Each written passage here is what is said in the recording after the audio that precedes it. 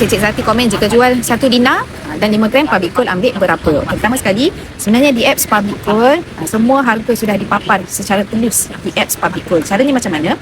Kita boleh tengok dekat bahagian shop ni. Klik shop dekat bawah tu. Dan pertama sekali kita kena tengok dulu emas yang kita nak jual tu 1 dinar ataupun 5 gram tu jenama public gold atau jenama lain. Kalau jenama lain boleh tengok dekat bawah dia ada non PG buyback. Non PG gold buyback maksudnya emas yang jenama selain public gold lah. So ada dua ketulinan 999 ataupun 916. Ketulinan selain daripada ini boleh bawa ke branch public gold dan set harga daripada staf di cawangan public gold. Okay, itu kalau untuk emas yang selain daripada jenama public gold. Tapi kalau jenama public gold sendiri untuk 1 dinar dan 5 gram macam ni, emas yang dah ada dekat tangan, yang kita dah keluarkan dan pegang dekat tangan, macam mana nak tahu harga dia berapa yang public gold ambil kalau kita jual?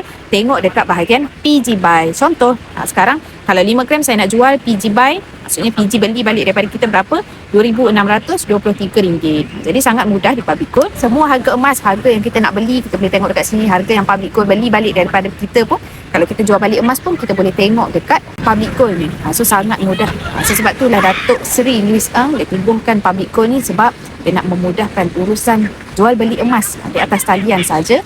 Dan dia buka banyak sangat cawangan dekat seluruh Malaysia dan Indonesia untuk semua orang mampu simpan emas. Jadi public gold kita ada economy market yang mana tuan-puan, kalau tuan-puan tak nak pegang emas dekat tangan sendiri, dia ada satu kelebihan yang sangat power lah economy market ni. Kalau tuan-puan nak jual emas, tengah-tengah malam pun tuan-puan boleh jual emas yang ada dalam economy market public gold. Nak pajak juga boleh. Tak perlu ambil cuti, tak perlu cari parking, tak perlu pergi ke branch untuk jual ataupun pajak, boleh buat secara online sahaja. Sebab tu kalau tanya saya simpan kedua-duanya. Dalam account gap juga ada, saya keluarkan fizikal dekat tangan juga ada. Untuk memudahkan urusan jual beli emas saya.